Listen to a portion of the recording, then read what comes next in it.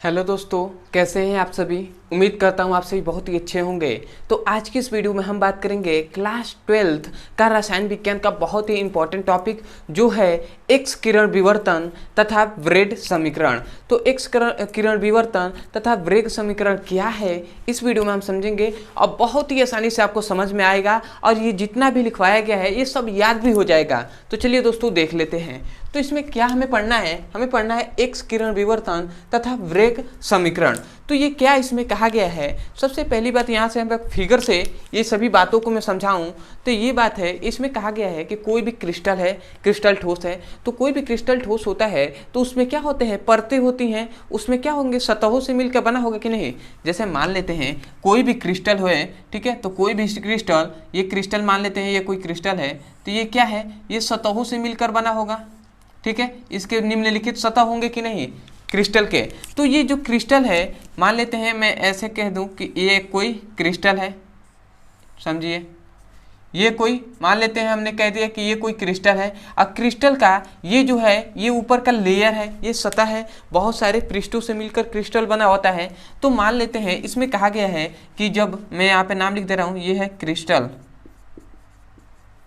इस कलर से नहीं अदर कलर से लिख दे रहा हूँ, ये क्या है, क्रिस्टल है, समझिएगा। एक एक पॉइंट यदि आप यहाँ पे ध्यान दिए तो ये सभी याद हो जाएगा। तो यहाँ पे मान लेते हैं ये क्रिस्टल है और क्रिस्टल की ये क्या है, सतह है, ठीक है। तो इसमें कहा जाता है कि जब एक्स किरण पुंज मतलब एक्स किरणें मतलब क्या होती है, जो प्रकाश की किरणें आती हैं, ठीक है, तो इन सतहों से टकराती हैं। तो मान लेते हैं यहाँ से हमने अभिलंब खींच दिया, तो जैसे ही एक्स किरण आएंगे, एक्स किरण पुंज, तो ये सतह क्या कर देगा, इन्हें विवर्तित कर देगा। विवर्तित या हम कह सकते हैं परावर्तित कर देगा, ठीक है। जो क्रिस्टल होते हैं वो इसको क्या कर देंगे, विवर्तित कर देंगे, या हम कह सकते हैं परावर्तित कर देंगे। परावर्तन एक प्रकार का क्या कहते हैं, विवर्तन का ही घटना होता है। मतलब परावर्तन जो घटना जैसे होता है कि जो आएगी प्रकाश और जब टकराने के बाद वापस चली जाएगी, तो वो क्या है, वो विवर्तन की एक तरह से घटना कह सकते हैं हम। तो यही कहा जा रहा है कि जब एक्स किरण पुंज आती है तो क्या होता है, क्रिस्टल से टकराने के बाद क्या हो जाती है, विवर्तित हो जाती है। ऐसे ही बहुत सारे प्रकाश की किरणें आएंगी, ठीक है, ऐसे आएंगी और ये क्या हो जाएंगी, विवर्तित हो जाएंगी। ऐसे ही तीसरा आ रही है प्रकाश की किरणें, ये भी क्या हो रही हैं, विवर्तित हो जा रही हैं। ऐसे ही चौथे प्रकाश की किरणें आएंगी, ठीक है, और ये क्या हो जाएंगी, विवर्तित हो जाएंगी। तो ऐसे क्या हो रही हैं, प्रकाश की किरणें आ रही हैं और विवर्तित हो जा रही हैं, ठीक है। तो इसमें क्या बताया गया, सबसे पहली पॉइंट इसमें बताया गया कि जो प्रकाश की किरणें विवर्तित हो रही हैं, ठीक है, यहाँ पे थोड़ा सा मैं नाम लिखूंगा तो मुझे संतुष्टि होगा, ठीक है। ये क्या है, ये है एक्स किरण पुंज है, ठीक है। और ये क्या हो रही है, ये विवर्तित किरण है, विवर्तित किरणें हैं, ठीक है। और याद रखिए इन सतहों के बीच की जो दूरी है वो d है, ठीक है। इन सतहों के बीच की दूरी क्या है, d है। मतलब यहाँ पे इस सतह के बीच में d दूरी है, इन दोनों के सतह में बीच d दूरी, मतलब प्रत्येक सतहों के बीच में d दूरी है, ठीक है। तो ये बात आपको याद रखना है। तो यहाँ से यहाँ तक बात आपको क्या बताया गया है कि जब प्रकाश की किरणें, यहाँ से पढ़ सकते हैं आप, जब एक्स किरण पुंज किसी क्रिस्टल से टकराते हैं तो क्रिस्टल उसको विवर्तित कर देता है। तो ये विवर्तित किरणें, समझिएगा, ये विवर्तित किरणें यदि जो सामान्य क्या होंगे, यदि विवर्तित किरणें यहाँ पे लिखा गया है सामान्य कला में होंगे तो वो क्या होंगे, वो एक दूसरे को प्रबलित कर देते हैं, प्रबल कर देते हैं, जिसके कारण वो क्या होते हैं, वो चमकदार धब्बे की तरह क्या होते हैं, प्रतीत होते हैं। जैसे यहाँ पे मैं कहूँ तो इसमें यही कहा गया है कि यदि ये जो विवर्तित किरणें हैं, यदि यह समान कला में होंगे, तो ये सामान्य यदि कला में होंगे तो ये क्या होंगे, एक दूसरे को प्रबलित कर देंगे, जिसके कारण ये चमकदार क्या बनाते हैं, धब्बा बनाते हैं। परंतु यही जो विवर्तित किरणें हैं, यदि वो असामान्य कला में होंगे, यदि वो असमान कला में होंगे तो वो एक दूसरे को क्या कर देते हैं, दुर्बल कर देते हैं, या हम कह सकते हैं एक दूसरे को, मतलब कौन, ये जो विवर्तित किरणें हैं ये एक दूसरे के प्रभाव को कम कर देते हैं, इसका मतलब दुर्बल कर देते हैं, और दुर्बल करने के कारण ये क्या बनाते हैं, एक गाढ़ा धब्बा बनाते हैं। ठीक है, यही यहाँ से यहाँ तक बात आपको, यहाँ से यहाँ तक बात यही समझाया गया है। क्या समझाया गया है, एक बार और मैं यहाँ से फिगर से बोल रहा हूँ, आप समझिएगा और जब समय आए तो इसको लिख लीजिएगा। क्या है, कहा यह गया है कि जब एक्स किरण पुंज किसी, देखिए यहाँ से समझिएगा, जब एक्स किरण पुंज किसी क्रिस्टल से टकराते हैं तो ये क्रिस्टल इसको विवर्तित कर देते हैं। तो ये विवर्तित किरणें यदि सामान्य कला में होंगे तो एक दूसरे को प्रबलित कर देते हैं, प्रबलित या प्रबल कर देते हैं, जिसके कारण वो चमकदार धब्बे बनाते हैं। परंतु यदि वो असामान्य कला में होंगे तो वो एक दूसरे के प्रभावों को कम कर देते हैं, या वो क्या हो जाते हैं, दुर्बल हो जाते हैं, तो वो एक गाढ़ा धब्बा बनाते हैं।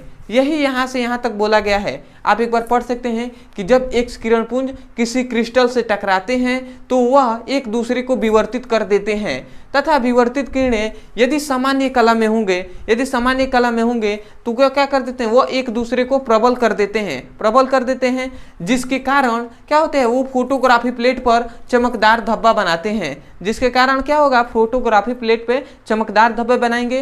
परंतु यदि वो असामान्य कला में होंगे तो वह एक दूसरे के प्रभावों को नष्ट कर देंगे, कम कर देंगे। ठीक है, जिसके कारण वो फोटोग्राफी प्लेट पर क्या बनाएंगे, गाढ़ा या डार्क धब्बा बनाएंगे। ठीक है, तो यही आपको यहाँ से यहाँ तक आपको वही बताया गया है। तो आशा करते हैं आपको यहाँ से याद करना है। ठीक है, यहाँ से आपको याद करना है कि जब एक्स किरण पुंज किसी क्रिस्टल से टकराता है तो क्रिस्टल इसको विवर्तित कर देता है। तो ये विवर्तित किरणें यदि सामान्य कला में होंगे तो वो एक दूसरे को प्रबलित कर देते हैं या प्रबल कर देते हैं, जिसके कारण ये चमकदार धब्बा बनाता है। किस पर, फोटोग्राफी प्लेट पर। ठीक है, परंतु यदि असामान्य कला में होंगे तो वो एक दूसरे को दुर्बल कर देगा, तथा यह इसी कारण यह फोटोग्राफी प्लेट पर गाढ़ा धब्बा बनाता है। देखिए, जैसा यहाँ पे लिखा गया है जरूरी नहीं कि आप वैसा ही बोले, आपको समझ कर ये बातें को यहाँ पे लिखना है और समझाना है। ठीक है, तो आशा करते हैं आपको समझ में आ गया होगा।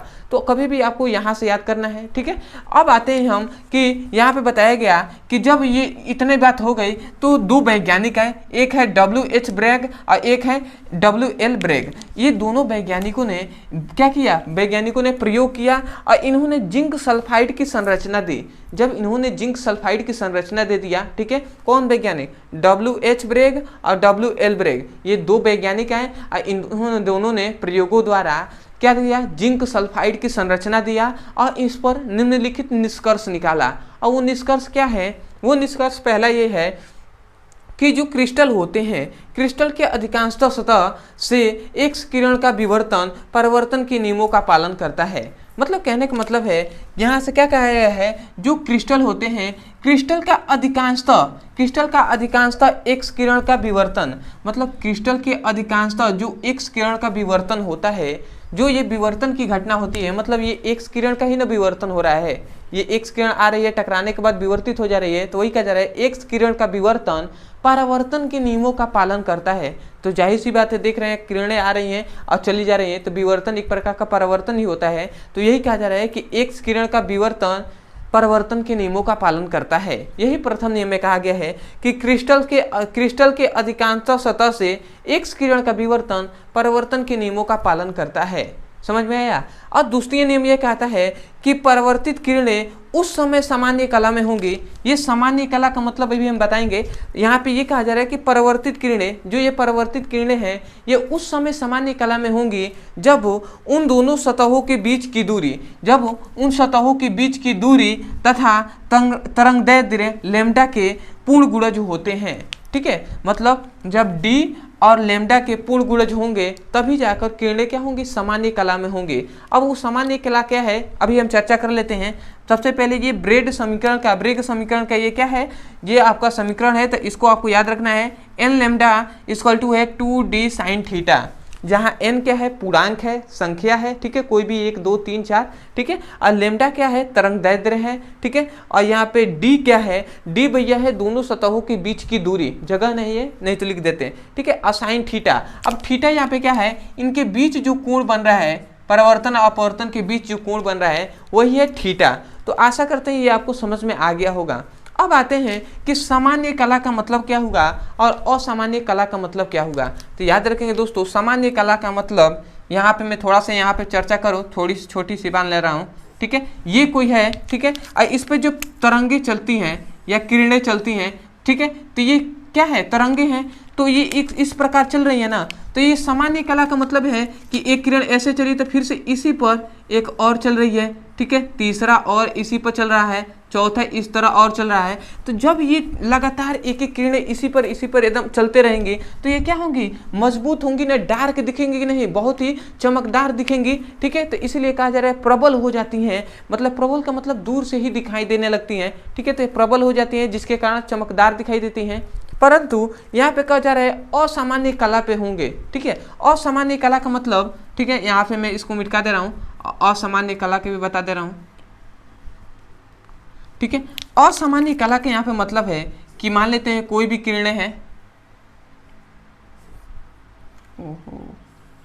ठीक है, मान लेते हैं कोई भी किरणें हैं, तो एक किरण क्या हो रही है, ऐसे चल रही है, ठीक है, ऐसे चल रही है। परंतु असामान्य कला का मतलब कि दूसरी किरण जस्ट इसके विपरीत चल रही है, ऐसे। तो बताइए भैया, ये किरणें कभी या जब जस्ट इसके विपरीत चल रही है तो इसका मतलब असामान्य कला हुआ, ठीक है। और जब एक दूसरे पर नहीं रहेंगी तो ये दुर्बल हो जाएंगी कि नहीं, प्रभाव को नष्ट कर देंगी। और जब नष्ट कर देंगी तो ये जो गाढ़ा धब्बा बनाएगा, यहाँ पे जो ये बनेगा, ये सीधा वाला, ठीक है, यहाँ पे जो गाढ़ा धब्बा बनेगा, यही क्या है, असामान्य कला है। तो सामान्य और असामान्य कला आपको समझ में आ गया होगा। तो ये आपको यहाँ से याद करना है कि जब एक किरण पुंज किसी क्रिस्टल से टकराते हैं तो क्रिस्टल उसको विवर्तित कर देता है। तो विवर्तित किरणें यदि सामान्य कला में होती हैं तो वो एक दूसरे को प्रबल कर देती हैं, जिसके कारण वो चमकदार धब्बा बनाता है, ठीक है, किस पर, फोटोग्राफी प्लेट पर। परंतु यदि असामान्य कला पे होंगे तो वो एक दूसरे को दुर्बल कर देंगे, जिसके कारण फोटोग्राफी प्लेट पर वो गाढ़ा धब्बा बनाता है, ठीक है। इतना बात लिखने के बाद आप लिखेंगे तब WH ब्रेग तथा WL ब्रेग नामक वैज्ञानिकों ने प्रयोगों द्वारा जिंक सल्फाइड की संरचना दिया और उस पर विभिन्न निष्कर्ष निकाला। तो सबसे पहला निष्कर्ष क्या निकाला, क्रिस्टल के अधिकतम सतहों से एक्स किरण का विवर्तन परावर्तन के नियमों का पालन करता है। मतलब जो क्रिस्टल के सतह से जो एक्स किरणों का विवर्तन हो रहा है वो परावर्तन के नियमों का पालन करता है, ठीक है। और दूसरा कहा गया है कि परावर्तित किरणें उस समय सामान्य कला में होंगी, मतलब सामान्य कला में तभी होंगी, परावर्तित जो ये परावर्तित किरणें हैं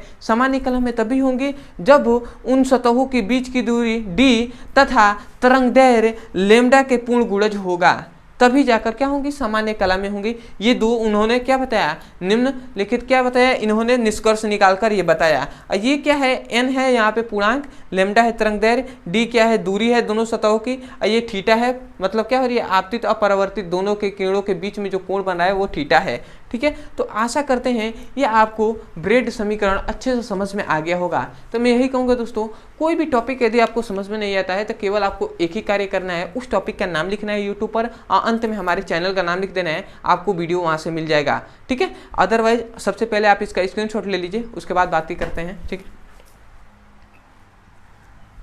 तो आशा करते हैं आपने स्क्रीनशॉट ले लिया होगा। तो मैं यही कहूँगा दोस्तों, यदि आप सीरियसली क्लास 12th का फिजिक्स हो, केमिस्ट्री हो, उसका अच्छे से पढ़ाई करना चाहते हैं तो इस वीडियो के डिस्क्रिप्शन बॉक्स में आपको लिंक दिया जाएगा फिजिक्स केमिस्ट्री दोनों का। उस लिंक पर क्लिक करके आप चैप्टर वाइज सीक्वेंस में एक एक करके वीडियो को पढ़ सकते हैं और अपने सुंदर से नोट्स बना सकते हैं। अदरवाइज यदि आप हमारे चैनल पर नए हो तो चैनल को सब्सक्राइब कर लीजिएगा, वीडियो को लाइक कर दीजिएगा और हो सके तो कमेंट सेक्शन में हमें जरूर बताइएगा कि आपको वीडियो कैसा लगा। तो चलिए दोस्तों, आज के लिए इतना ही, मिलते हैं अगले वीडियो में, तब तक के लिए धन्यवाद। जय हिंद, जय भारत।